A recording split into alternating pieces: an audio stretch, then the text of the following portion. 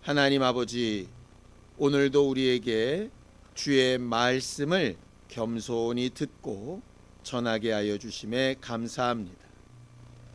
각 사람의 마음이 하나님의 말씀 앞에 열려지고 겸손해져서 우리에게 필요한 것이 무엇인지 알고 구할 수 있게 하여 주시고, 하나님이 우리와 함께하고 계심을 어느 누구에게나 증거하고 전할 수 있는 귀한 심령들이 되게 함께하여 주시옵소서.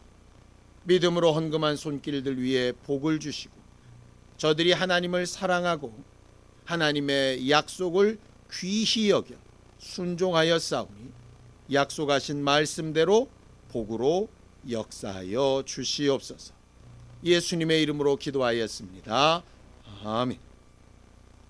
하나님의 말씀은 누가복음 10장 3절에서 7절까지 말씀을 함께 합독하겠습니다. 누가복음 10장 3절에서 7절까지 말씀을 함께 합독하겠습니다. 함께 읽습니다. 시작. 갈지어다 내가 너희를 보냄이 어린 양을 이리 가운데로 보냄과 같도다. 전대나 배낭이나 신발을 가지지 말며 길에서 아무에게도 무난하지 말며 어느 집에 들어가든지 먼저 말하되 이 집이 평안할지어다 하라. 만일 평안을 받을 사람이 거기 있으면 너희의 평안이 그에게 머물 것이요 그렇지 않으면 너희에게로 돌아오리라. 그 집에 유하며 주는 것을 먹고 마시라. 일꾼이 그 삭슬 받는 것이 마땅하니라. 이 집에서 저 집으로 옮기지 말라. 우리가 하나님에 대하여 가져야 될 가장 큰 믿음 중에 하나는, 하나님께서는 우리에게 가장 좋은 것으로 주고 싶어 하시는 아버지가 되신다라고 하는 사실입니다. 우리가 지난주 요셉의 이야기를 통해서 본 것처럼 그렇게 인도하시는 하나님의 인도하심이 때로는 우리 마음에 안 들 수도 있고 내 생각과는 좀 다를 수도 있습니다. 그러나 결론적으로는 우리가 바라고 우리가 원했던 것과 더 낫고 더 온전한 것으로 하나님이 인도해 가고 계시다라고 고백하는 것이 사실 신앙인의 가장 기본적인 태도이고, 그것을 확인해 가는 게 신앙생활입니다. 신앙생활하면서 우리가 가장 염두에 둬야 될 것은 뭐냐 하면, 내가 바라고 원하는 게 얼마나 많이 이루어졌나가 아니라 하나님의 성품과 하나님의 마음이 과연 어디를 향해 가고 있고 어떤 것인가라고 하는 것을 아는 겁니다. 이게 이제 일반적으로 하나님을 처음 믿고 종교생활을 해보려고 하는 사람들과 오랫동안 신앙생활 한 사람의 차이일 수 있어요. 아이들이 어렸을 때에는 좋은 사람과 나쁜 사람의 기준이 너무 간단합니다. 내 마음에 들면 좋은 사람이에요. 내 마음에 안 들면 나쁜 사람입니다. 근데 나이가 들어가고 경험이 쌓일수록 절대로 그렇게 판단할 수 없다는 걸 우리가 알게 됩니다. 본래의 뜻과 의도가 어디 있는가라고 하는 것을 이렇게 살피게 되죠. 제가 아주 좋아하는 말씀 중에 이 말씀이 있습니다. 예레미야서 29장 11절입니다. 함께 읽습니다. 시작. 여호와의 말씀이니라. 너희를 향한 나의 생각을 내가 아나니 평안이요 재앙이 아니니라. 너희에게 미래와 희망을 주는 것이니라. 그렇게 되어져 있습니다. 하나님께서 악한 자라고 할지라도 자식에게 나쁜 걸 주는 사람이 없는 것처럼, 내가 너희를 향한 생각은 내가 너무나도 정확하게 안다. 재앙이 아니라 평안이다. 비록 그것이 굴곡이 있을지라도, 어떨 때는 그게 꼭 재앙처럼 보일지라도 그건 평안을 위한 것이다 라고 이렇게 말씀하셨어요. 거기서 말하는 그 평안이라고 하는 것, 오늘 우리가 본문에서 본 평안이라고 하는 것, 우리가 아주 잘 아는 히브리어 단어입니다. 샬롬이라고 하는 단어예요. 그게 평안, 평강, 평화 뭐 이런 말입니다. 구체적인 뜻은 구원받은 상태라고 하는 뜻입니다. 어려움에서, 병에서, 가난에서, 저주에서, 죽음에서 건져내진 상태. 물에 빠진 사람이 막 살려고 허우적대다가 딱 건져내서 아주 안전하게 되어진 상태, 그걸 가르쳐서 샬롬, 평안이라고 합니다. 하나님께서 우리에게 주고 싶으신 것이 바로 그것이라는 거예요. 우리의 육체의 문제가 되었든, 마음과 생각의 문제가 되었든, 환경의 문제가 되었든 그 가운데서 구원받은 상태로 만들고 싶으신 거죠.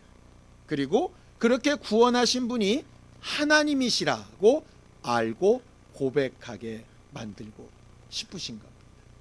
이 세상에 편한 것을 구하지 않는 사람은 아무도 없을 겁니다. 학생들한테 하기 싫은 공부를 열심히 시킵니다. 공부 왜 시키죠? 공부를 좀 해야 상급학교에 가고, 상급학교에 가서 좀 졸업장을 따야 좀 안정된 직장에 들어가고, 그래서 좀 평안하게 살 것 같아서 공부시키는 거 아니겠습니까? 공부하면 할수록 안 평안해진다, 공부하면 할수록 문제가 생긴다, 그러면 누가 공부하라고 하겠습니까? 예를 들어 중환자실에 누워있는 사람한테 누가 공부하라고 하겠냐고요? 그건 아니죠. 평안한 상태로 가기 위해서 공부하는 거잖아요. 돈을 버는 것도 마찬가지입니다. 요즘 직장 생활을 하는 게 참 힘들지만 그래도 비정규직보다는 힘들고 어려워도 정규직이 되려고 막 애를 씁니다. 왜 그렇죠? 평안함 때문입니다. 비정규직은 언제라도 그만둘 것 같아서 불안한데, 정규직은 적어도 법이 정한 테두리 안에서 내가 범법을 하지 않는 이상 내가 보장이 좀 되잖아요. 그러니까 내가 안정감을 누리기 위해서 누구나 막 정규직이 되려고 하는 거 아니겠습니까? 스타트업을 하고 아니면 대그룹에 들어가고 이러면 보수가 굉장히 더 많고 대우가 좋다는 거 압니다. 그런데 비록 보수가 좀 적어도 안정된 곳을 향해서 막 사람들이 가잖아요. 왜냐하면 평안함을 추구하는 마음 때문에 그래요. 요즘 왜 그렇게 집을 못 사서 안달복달이죠? 집을 사는 건 월세로도 살 수 있고 전세로도 살 수 있는데 왜 그렇습니까? 평안하지 않거든요. 월세나 전세는 꼭 집주인이 언제라도 나가라고 할 것 같으니까 적어도 적고 좀 그렇게 좋아 보이지 않아도 내 집이면 좀 안전하겠지 뭐 이런 마음이 있어서 평안함을 추구하려고 하는 거 아닙니까? 돈을 몇십억씩 들여서라도 막 집을 살려고 하는 거 아닙니까? 사람의 마음에는 누구나 다 그 평안함을 추구하는 마음이 있어요. 하나님이 우리를 그 평안함으로 인도하고 싶어 하시는 거예요. 그래서 하나님을 따라가자는 겁니다. 예수께서 이 땅에 오실 때 천사들이 예수를 향하여서, 또 예수를 맞이하는 사람들을 향하여서 찬양했던 내용이 있습니다. 그 내용이 재밌어요. 자, 누가복음 2장 14절입니다. 함께 읽습니다. 시작. 지극히 높은 곳에서는 하나님께 영광이요, 땅에서는 하나님이 기뻐하신 사람들 중에 평화로다 하니라 그랬어요. 예수가 오셔서 두 가지 일을 하시는데, 하나는 하나님께는 영광을 돌리는 일을 하시고 우리에게는 평안, 평화, 샬롬을 전하는 일을 하셨다는 거예요. 예수 이 세상에 왜 오셨느냐? 우리에게 평안을 전하러 오셨어요. 평안을 전해야 되기 때문에 구원하셨고요, 평안을 전해야 되기 때문에 우리에게 복을 주신 거죠. 예수께서 우리에게 주시는 평안은 세상 것과 좀 다르다 이렇게 되어져 있습니다. 세상은 왜 평안하냐? 뭔가 있어야 평안해요. 돈이 있어야 평안하고, 스펙이 좀 있어야 평안하고, 안정적인 직장이 좀 있어야 평안하고, 내 집이 있어야, 등기로 된 게 있어야 좀 평안하고 그래요. 그러니까 뭔가 외형적으로 바깥에서 뭔가가 있어야 내가 평안해요. 근데 예수께서 우리에게 주시려는 평안은 좀 다르다고 얘기합니다. 요한복음 14장 27절입니다. 함께 읽습니다. 시작. 평안을 너희에게 끼치노니 곧 나의 평안을 너희에게 주노라. 내가 너희에게 주는 것은 세상이 주는 것과 같지 아니하니라.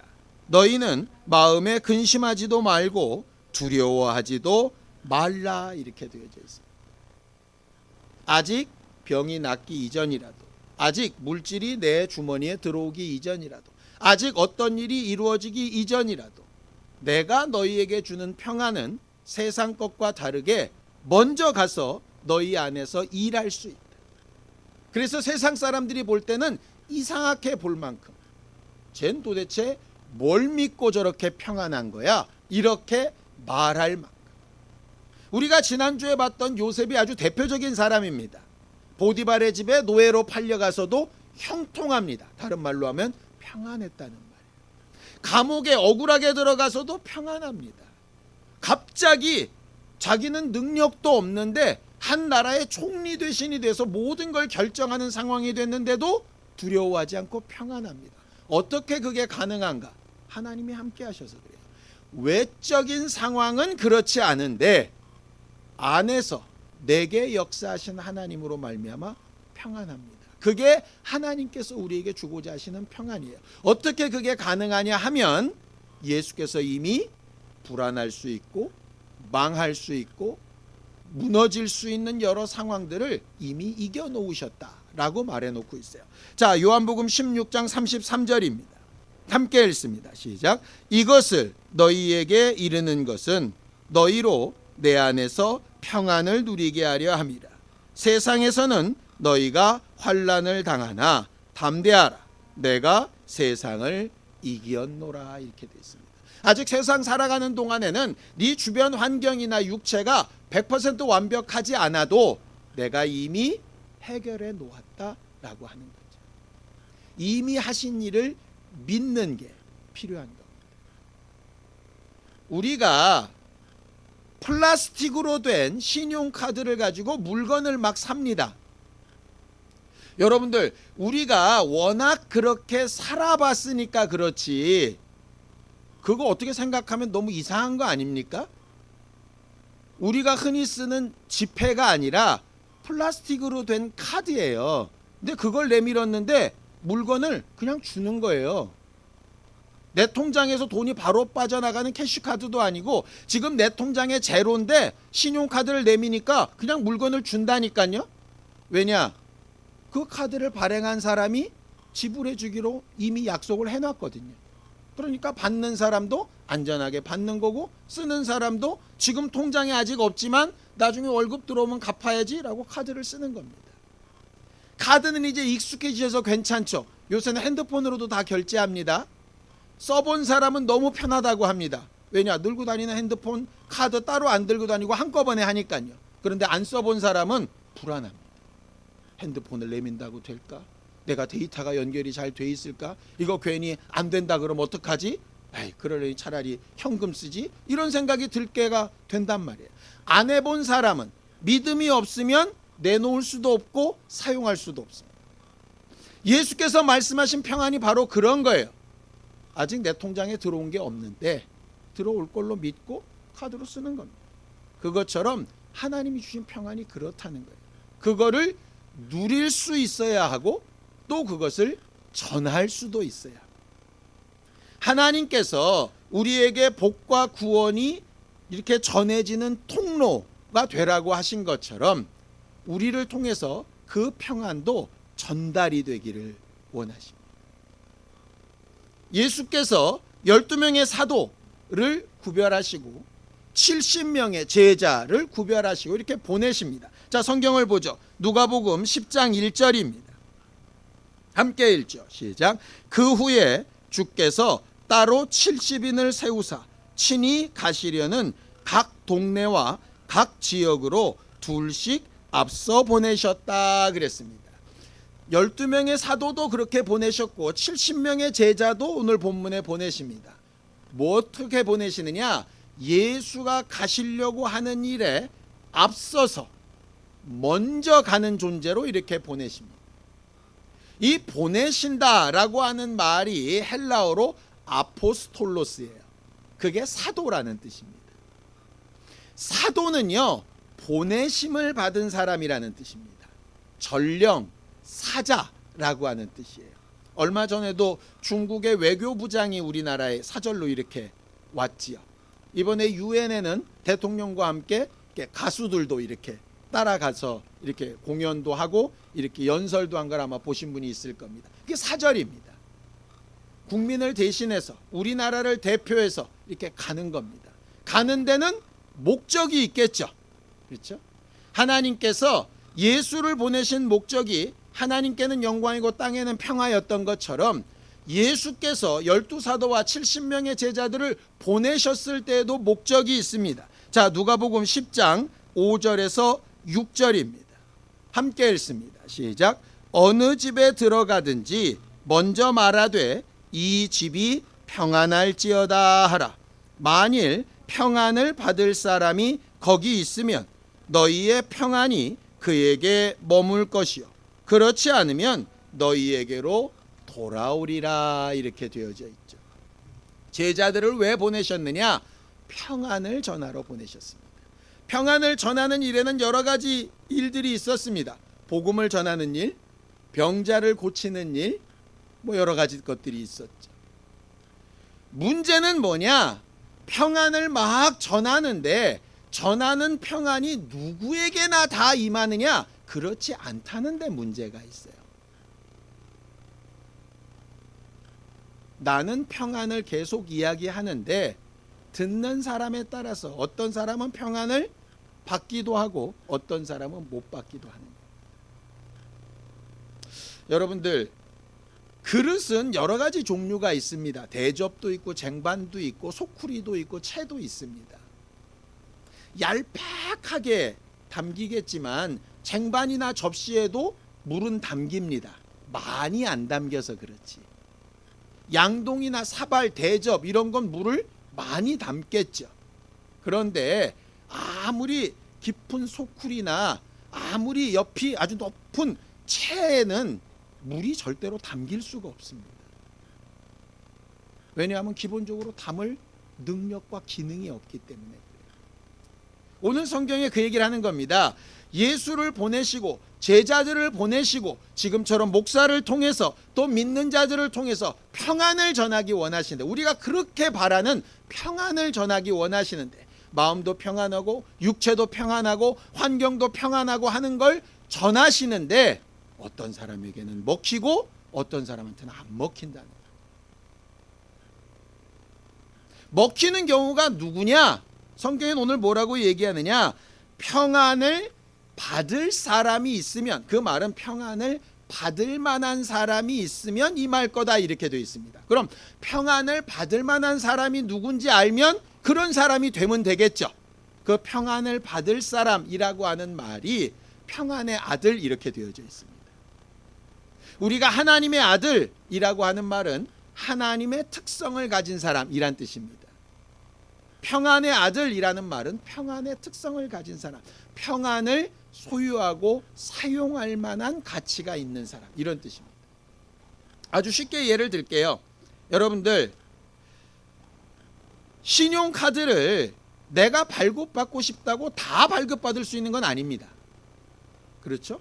물론 어떨 때는 막 행사한다 그래가지고 원하지도 않은데 막 발급해 줄 때도 있어요. 그러나 대부분의 경우는 내가 신용카드 한 장을 발급하려면 많은 조건들이 필요합니다. 월급도 잃지 않은 부분이 필요하고요. 내가 고정적인 소득이 있는가도 필요하고요. 사업을 하는 사람 그 규모가 어떤가도 필요하고요. 여러 가지 신용 부분을 분명히 카운팅해서 그걸 가지고 카드를 냅니다. 똑같이 평안을 받을 만한 사람에도 특성 몇 가지가 존재해요. 첫 번째는 뭐냐? 이런 겁니다. 자, 평안을 받을 만한 사람이 없으면 그 평안이 어떻게 된다 그랬습니까? 평안을 빈 사람에게로 돌아온다 그랬습니다. 이 말은 뭐냐? 평안을 비는 사람은 예수의 제자들처럼 제대로 평안을 비는 사람은 적어도 평안을 받을 만한 자격이 된다 이 말이에요. 그 평안을 비는 사람이라는 말이 뭐냐면 이런 뜻입니다. 아까도 말씀드렸지만 평안이라는 말이 샬롬이죠. 샬롬은 이스라엘 사람들이 그냥 인사처럼도 하는 말입니다. 우리로 따지면 안녕하세요 하는 말이에요. 그동안 잘 지내셨습니까? 앞으로 잘 지내시기를 바랍니다. 뭐 이런 말이죠. 우리나라 사람들이 제일 많이 쓰는 말로 바꾸면 뭘까 생각해 봤더니 이런 말입니다. 언제 밥 한번 먹읍시다. 그 말을 어떤 사람은 실제로 하는 경우도 있고요. 어떤 사람은 그냥 인사치레로 하는 경우도 있습니다. 이 사람이 실제로 했는지 인사치레로 했는지는 아주 간단하게 구별할 수 있죠. 뭐 해보면 될까요? 딱 한마디만 물어보면 됩니다. 언제요? 실제로 먹고 싶은 마음이 있어서 얘기한 사람은 날짜가 언제가 좋으세요? 이렇게 잡을 겁니다. 근데 그렇지 않으면 당황할 거예요. 왜냐? 실제로 먹고 싶은 마음이 있었던 건 아니고 그냥 인쇄치레로 한 말인데 덥석 물면 어렵습니다. 신앙인들이 가장 많이 하는 말이 뭘까? 유사하게 아마도 기도해 주세요. 기도하겠습니다. 이런 말입니다.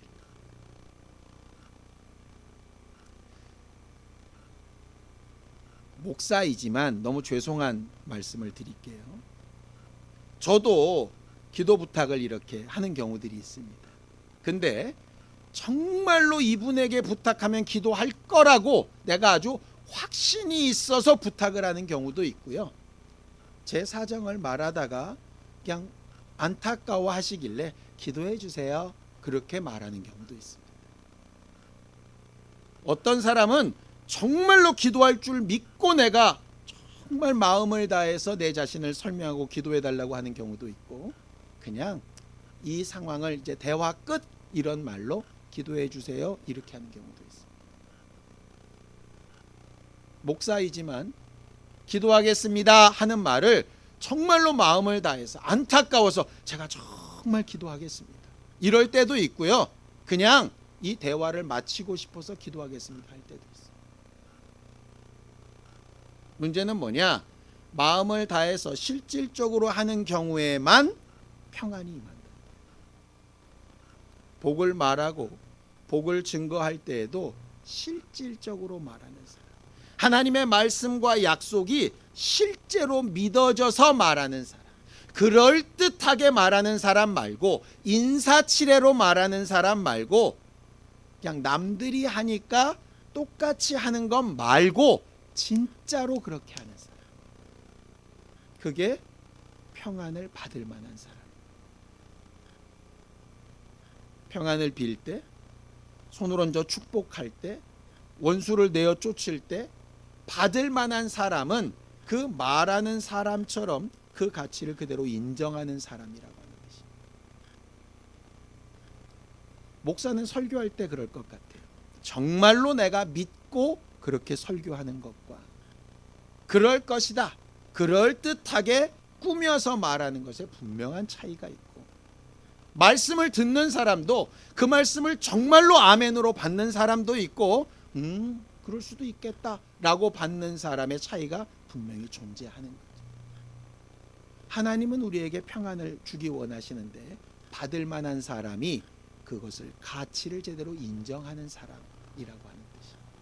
두 번째는 뭐냐? 이런 겁니다. 자, 누가복음 10장 4절입니다.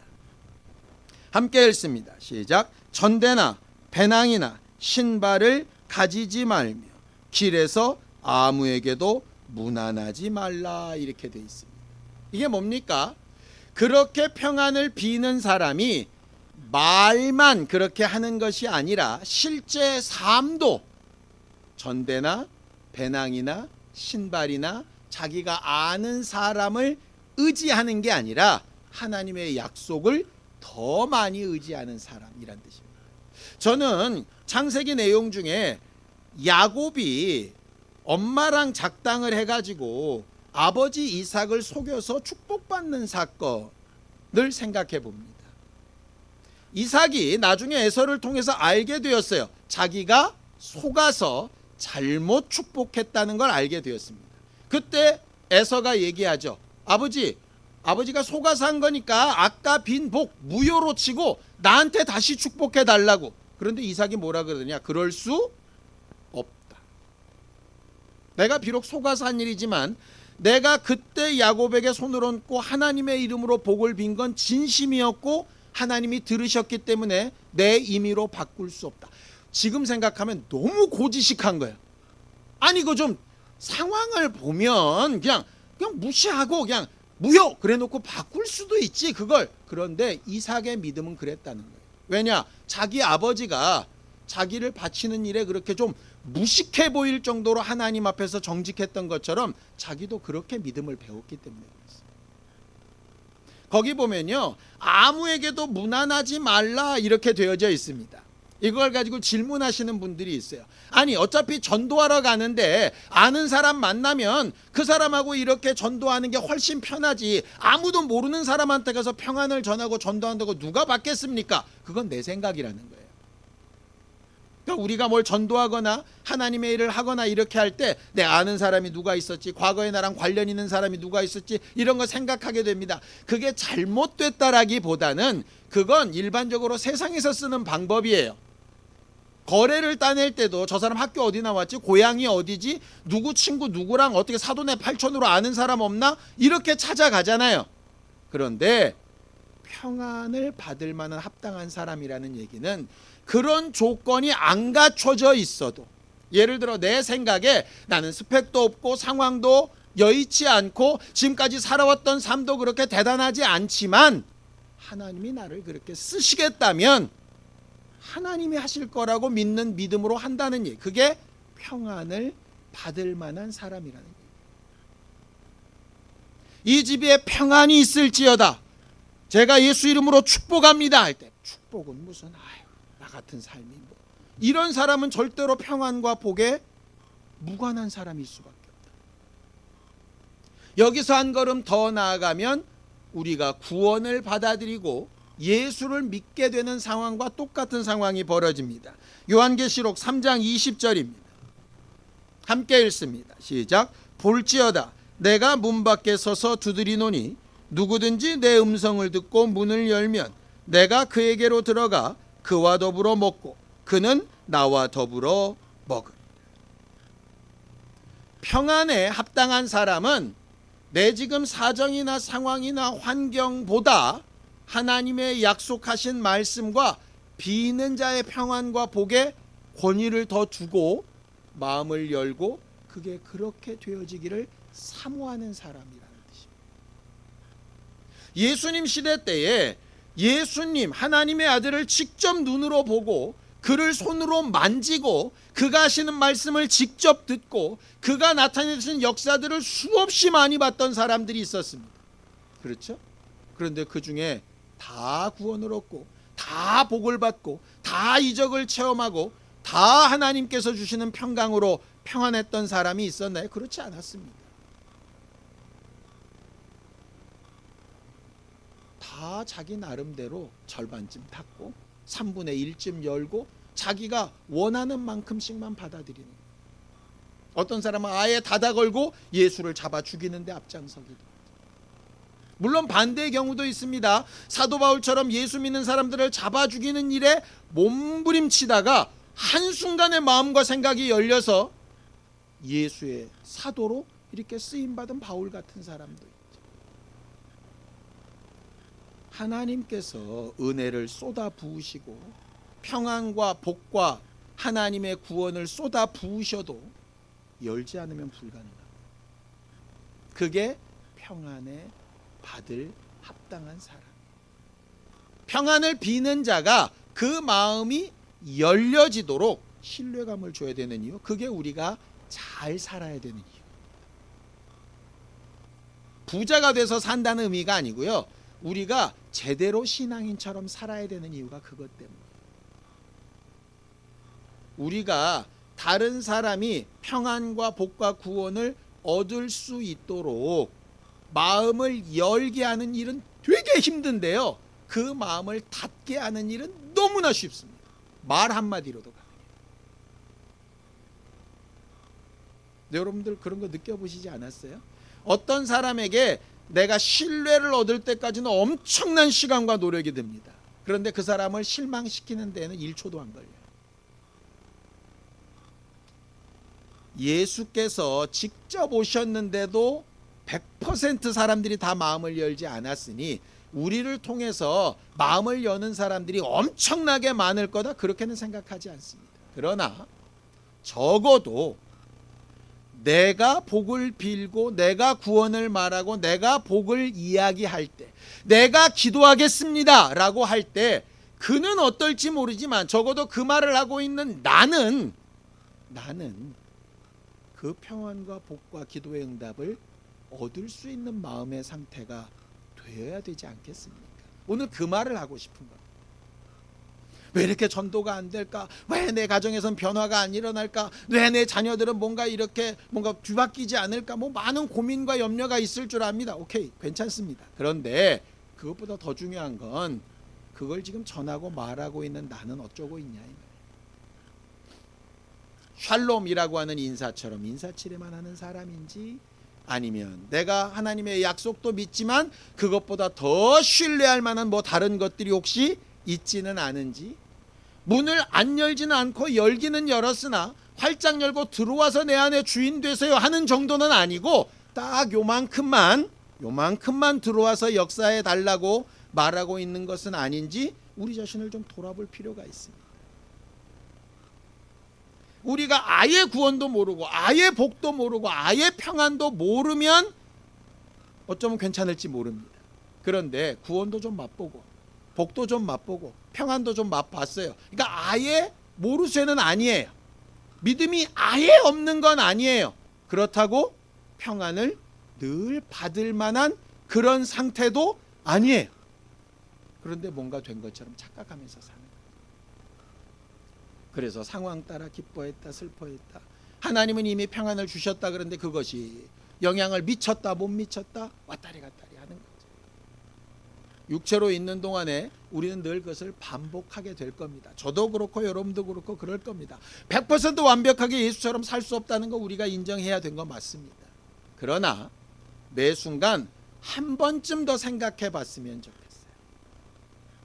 어느 누구를 축복할 때, 어느 누구를 향해서 기도하겠습니다라고 말할 때, 어느 누군가에게 예수의 이름을 말할 때 나는 제대로 이게 돌아올 때 그 평안과 복과 은혜를 받을 만한 상태인가?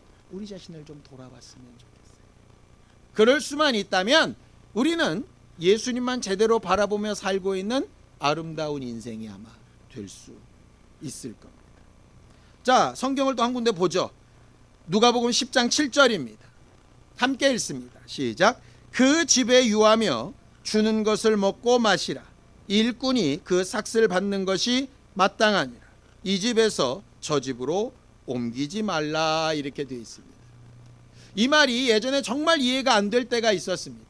아니, 복음을 전하려면 예수께서 말씀하시는 것처럼 우리가 다른 마을로 가자, 내가 거기서도 복음을 전해야 된다, 이렇게 하듯이 이 집 가서 며칠 좀 유하고 평안을 빌었으면 저 집 가서 좀 평안을 빌고 또 그 다음 집도 가서 평안을 빌고 이래야지, 왜 그 동네에서 한 집에만 머무냐, 그 집은 얼마나 부담스럽냐. 우리가 흔히 그런 얘기 하지 않습니까? 왜 교회 일은 몇몇 사람이 다 하냐, 그런 불만 간혹 하기도 하고 듣기도 하시죠. 왜 어떤 사람은 맨날 놀고 어떤 사람은 맨날 하냐. 성경은 이렇게 말씀하십니다. 누가복음 19장 26절입니다. 함께 읽죠. 시작. 주인이 이르되 내가 너희에게 말하노니 무릇 있는 자는 받겠고 없는 자는 그 있는 것도 빼앗기리라. 우리는 있는 자는 더 받겠고, 자꾸 이걸 뭘로 해석하느냐 하면요, 이렇게 해석합니다. 돈, 지위, 명예, 뭐 이런 게 있으면 더 많이 생긴다. 그래서 성경에서 자본주의가 나왔다, 부자가 계속 부자 되고 가난한 사람이 더 가난해지는 건 성경적이다, 이렇게 이상한 말을 하는 사람도 있습니다. 근데 거기는 돈 얘기가 아닙니다. 돈도 될 수 있겠지만 이걸 말을 바꿔보세요. 수고하는 사람이 더 수고하고 수고하지 않는 사람은 계속 수고하지 않습니다. 헌신하는 사람은 계속 더 헌신하고 헌신하지 않는 사람은 헌신하지 않습니다. 우리가 볼 때는 불합리하죠. 하나님, 왜 저 집에만 있습니까? A가 했으면 B도 하고 C도 하고, 그러니까 우리 교회 다 뿜빠해서 나눠냅시다. 우리가 보통 그렇게 생각한단 말이에요. 근데 성경적으로 틀립니다. 왜냐? 할 만한 마음이 있는 사람은 얼마든지 해요. 할 만한 마음이 없는 사람은 억지로 해봐야 아무 상관이 없어요. 그러니 억지로 하는 것은 하나님께서 아무런 가치를 두지 않으십니다. 할 마음이 있는 사람, 마음이 1만큼 열리는 사람이 2, 3도 열리고요. 2, 3 열린 사람이 90도 열립니다. 그러니 억울해하지 마세요. 왜? 그 일 이후로 끝나버린다면 문제겠지만 그 일을 하나님이 기억하셔서 갚으시겠다고 약속하셨어요. 그 믿음이 없다면 나도 억지로 하고 있는 겁니다. 남들에게 보이기 위해서, 뭔가 나를 드러내기 위해서 하고 있는 거죠. 오늘 성경에 두 가지가 참 어렵습니다. 아무에게도 무난하지 말라. 그러니까 네가 더 쉽고 나은 방법이라고 생각하는 것에 빠지지 말라, 그 말씀이고요. 우리가 스스로 생각할 때 평균적이고 평등하고 보편적이라고 생각하는 방법과 하나님의 생각이 다르다라고 하시는 거예요. 할 만한 사람은 더 하게 하실 거예요. 내가 수고하고 애쓰면 더 수고하고 애쓸 수 있는 환경으로 만드실 겁니다. 환경이 막히고 도무지 못하겠다, 내가 이전까지 이렇게 했는데 앞으로도 해야 된다. 아니요, 상황이 안 되면 못할 수도 있는 거예요. 내가 건강이 안 좋은데 어떻게 합니까? 건강이 안 좋으면 안 좋은 만큼 내가 할 수 있는 걸 하는 겁니다. 그럼 또 하나님께서 다른 일을 감동시키셔서 하게 하실 거예요. 내가 할 수 있는 한 마음을 열고 평안을 얻고 평안을 나누는 일을 해야 되는 게 우리들이 해야 될 일입니다. 예수께서 하신 역사죠. 예수는 하나님의 아들이었지만 이 땅에 오셔서 자기에게 주어진 시간만큼은 목숨을 다해 일하셨습니다. 그런데 하나님께서 그를 올라오라 하셨을 때에는 성령에게 넘기시고 그는 보좌 우편에서 지금 기도하는 일로 과거의 사역과는 다르게 일하고 계시잖아요. 마치 그것과 같습니다. 저도 지금은 목사로서 여러분들 앞에 서 있지만 언젠가 목회를 그만두면 저는 그냥 일반 성도로 돌아갈 겁니다. 목사라는 명칭도 사용하지 않게 될 겁니다. 제가 목회를 하고 있을 때 목사이지 목회를 하지 않을 때는 목사가 아니라 그냥 성도입니다. 그렇게 우리가 할 수 있을 때 평안을 얻고 평안을 나누는 일에 힘쓰는 사람들이 되었으면 좋겠어요. 이번 한 주간 나는 평안을 비는 사람인가? 평안을 제대로 빌고 있는 사람인가? 그 평안이 내게 임하고 있는 사람인가? 거기에 합당하게 내 마음과 생각을 열고 있는가? 우리 자신을 좀 잘 돌아볼 수 있기를 바라고, 그 결과로 다른 이들에게 정말 담대하고 진실하게 고백하고 나눌 수 있는 신령한 교회들이 되기를 예수님의 이름으로 축원합니다. 함께 기도하시겠습니다. 하나님 아버지, 우리를 도우시고 인도하셔서 오늘도 우리에게 주신 날 동안에 하나님이 우리에게 주신 생명과 복과 은혜를 잘 전하고 나누며 하나님께서 우리에게 부탁하신 바를 잘 행할 줄 아는 진실하고 겸손한 교회가 되어져 가도록 우리 모두와 함께 하시고 인도하여 주시옵소서. 하나님의 나라의 의를 사모하는 사람들이 되게 하여 주시고 하나님의 약속하신 말씀과 그 위로가 우리 가운데 온전히 이루어져 가는 것들을 보는 거룩한 심령들이 되도록 도우시고 역사하여 주시옵소서. 하나님, 우리는 일평생 살아가는 동안에 하나님이 우리에게 주시는 평안을 잘 누리고 또 잘 베풀 줄 아는 사람들이 되기를 원합니다. 우리를 통해 복과 구원이 전달되어지듯 평안과 위로도 잘 전달되어지도록 우리를 사용하시고 함께하여 주시옵소서. 예수님의 이름으로 기도하였습니다. 아멘. 이제는 우리 주 예수 그리스도의 은혜와 하나님 아버지의 극진하신 사랑과 성령님의 감동하시고 함께하시는 분명한 증거가 하나님께 평안을 얻고 또 전하는 사람이 되기를 원하는 우리 모두 위에 이제로부터 영원까지 함께 있을지어다. 아멘.